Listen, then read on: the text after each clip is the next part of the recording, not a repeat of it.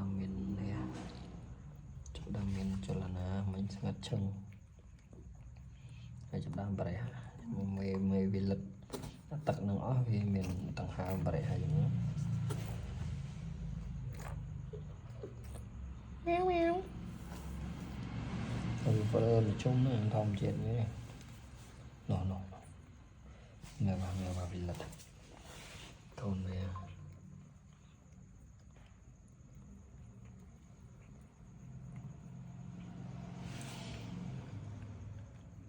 đã kiểu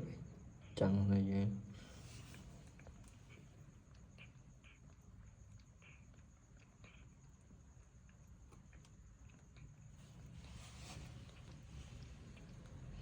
rất là tật năng lắm này mình hai bể